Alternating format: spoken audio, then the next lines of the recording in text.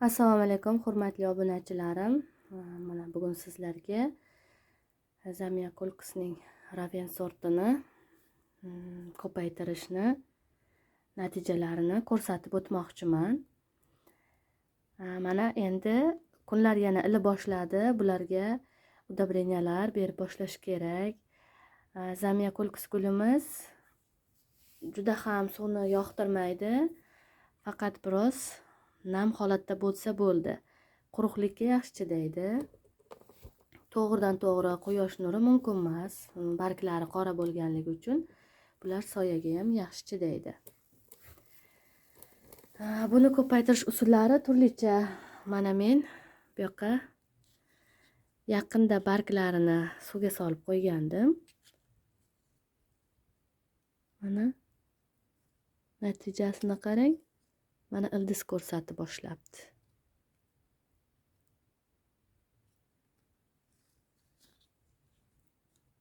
Mana shu ozginagina suvga solib qo'yganman. Mana buni esa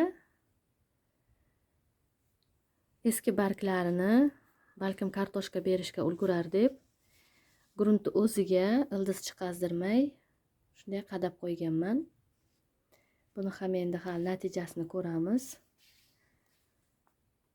Bir oycha bo'lib qoldi. Hali ildizi yo'q, lekin kartoshka hosil qilibdi. Mana.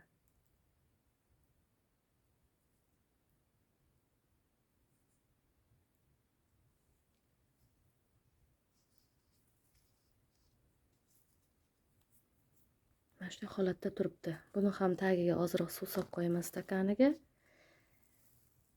Tuprog'i juda ham nam emas.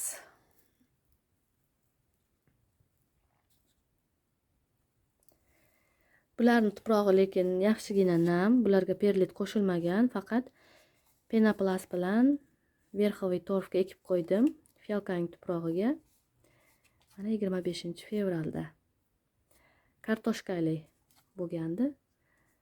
Yaxshi mana joylashib olibdi. Hali buni keyinroq yana keyingi videolarda ko'rib o'tamiz.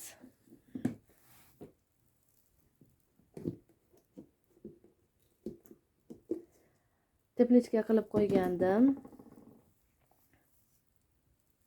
Marta o'stirish usulini ham ko'rib o'tmoqchi edim.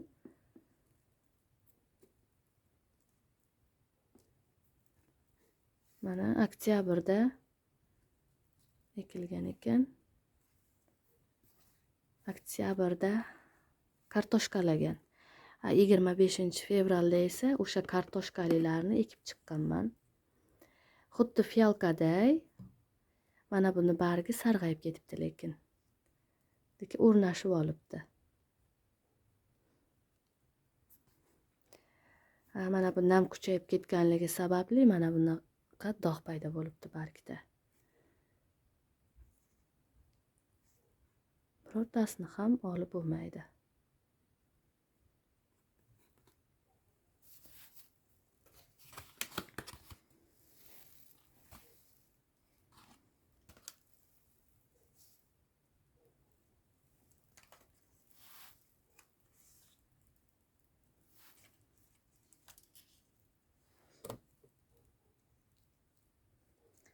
Mana bunda esa tanani o'zi ekilgan ekan.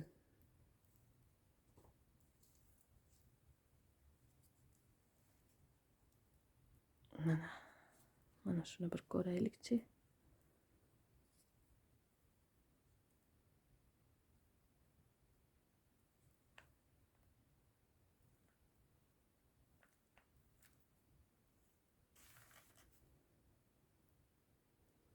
Buni qarang. Kartoshkalari rosa kattarib ketibdi, lekin mana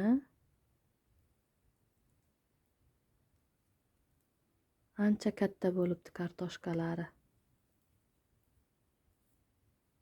Mana endi bularga ozuqa berib boshlasak, bularda yangi detkalar uyg'ona boshlaydi. Barglari. Kartoshkasi. Mana shuncha katta kartoshka hosil bo'lgan. Oktyabrda ekilgan barglarni kartoshkasi.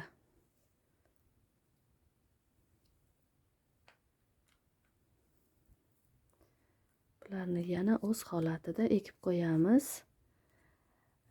Bu bargimiz chirib qoladigan bo'lsa ham kartoshkasidan bemalol detka olishimiz mumkin. Chunki kartoshka hosil qilgan.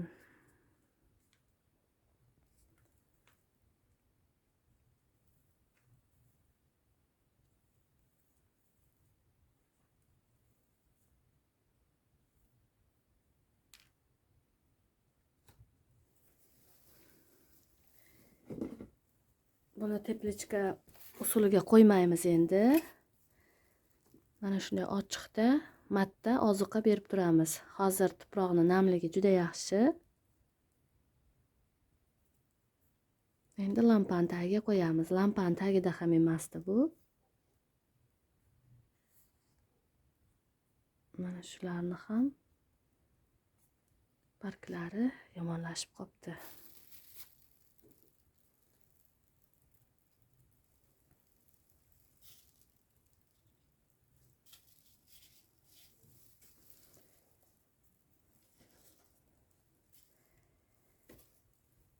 Endi o'sha bitta konteynerni ochib ko'ramiz. Mana shu 13-oktyabrda ekilgan, lekin teginmaganman. Mana shunday bo'lib turibdi.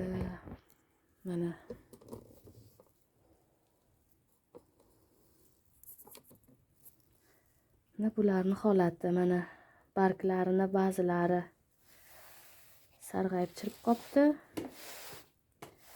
Ba'zilarini holati hali yaxshi. 14-oktyabr ekan. 13-da 14-da ekilgan bo'lgan. Bu ikki xil tanasida barglari.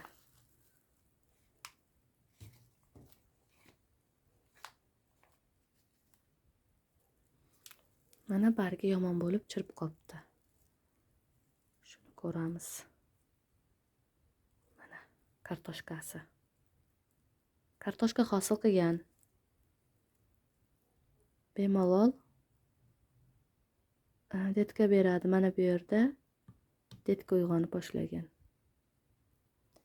Bularga ozuqa berilgandan keyin yaxshi o'zgarib oladi.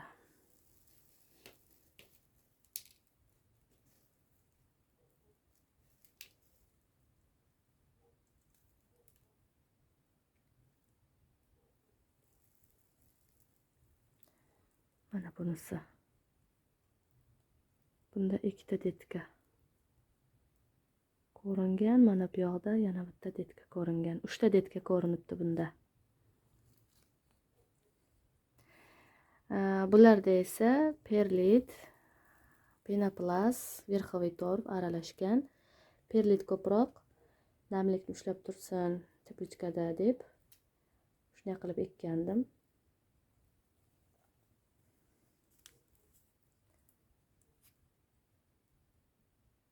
Mana bunda ham mana detkalari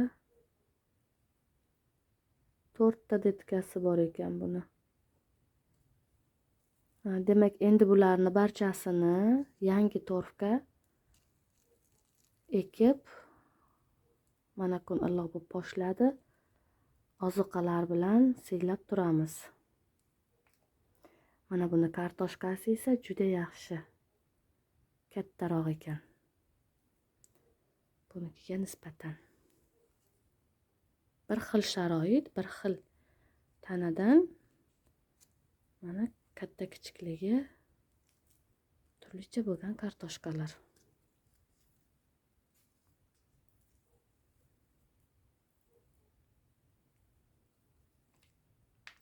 Mana bu barglar esa kattaroq edi. Lekin kartoshkasini qarang. Kartoshkasi kichkina. Barg katta bo'lgani bilan. Demak, bargning katta kichikligini ham hech qanaqa ahamiyati yo'q. Mana bu kichkina barg. Buni kartoshkasi ham shuncha, lekin bunda ham detka uyg'ongan mana.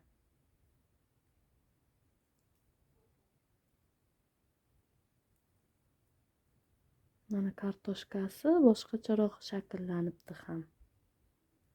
Ikkitalik bo'lib.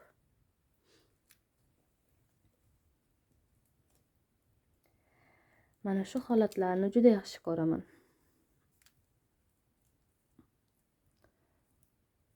Mana shunaqa kartoshkalarning uyg'onishi, kartoshkalardan detkalarni paydo bo'lishi. Mana buni kartoshkasi. Barchasini kartoshkasi hosil bo'lgan sog'lom holatda. Bular ham ochiq holatda turadi endi. Teplichkasini ochib shamollatib yopib turgandim. Lekin o'sha kartoshka hosil bo'lguncha hech qanaqa oziqa berganim yo'q. Endi bularga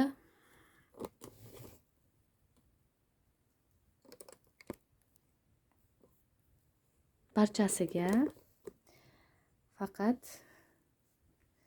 mana shu katta konteynerdagi gullarga emas, boshqalariga mana shu udobrenyalardan tayyorlab beramiz. Endi ozuqa tayyorlash uchun mana monokaliy fosfatdan, bunda NPK mavjud, azot, fosfor, kaliy o'simliklar uchun eng kerakli bo'lgan elementlar.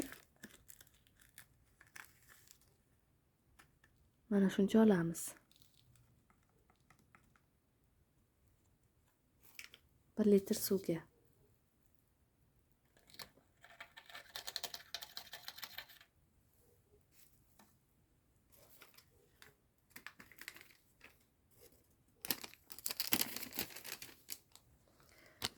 Mana sirkon. Sirkon bu o'simliklarni stressdan chiqaradigan katalizator desak ham bo'ladi. O'sishni tezlashtiradigan katalizator mana. Bundan 2-3 tomchi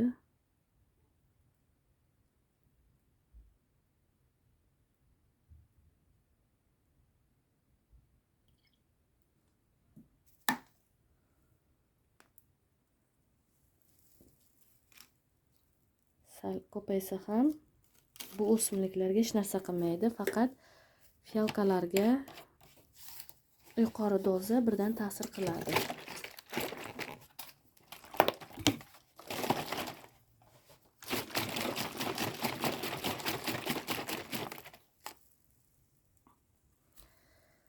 Mana shularni ham idishiga solib qo'yaman suvidan.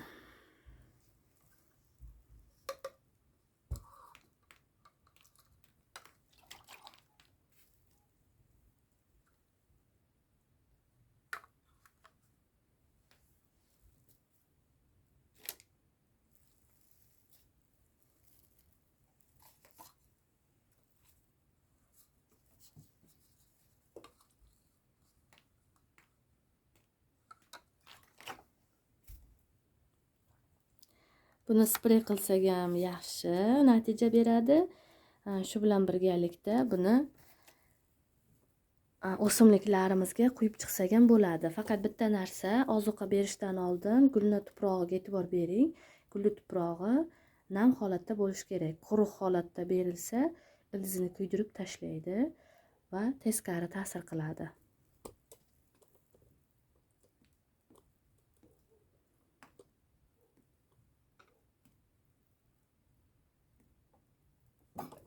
Mana shuni o'zi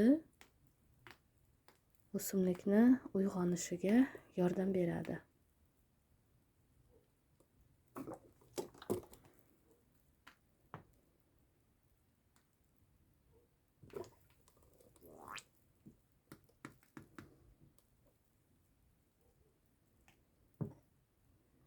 Mana shu zamiya kulkisimiz, yashil rangdagi zamiya kulkisi.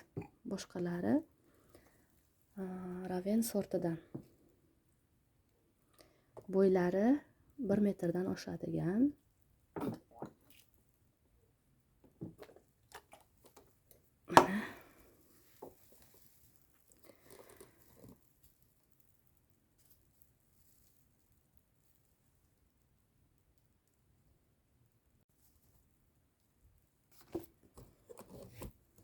Mana shularga ham biroz sepib o'tsak, hech narsa qilmaydi. Mana aziz obunachilarim, gullarimizni sekinlik bilan o'xot berib, endi o'stirishni, ularni stressdan chiqarishni boshlasak ham bo'ladi.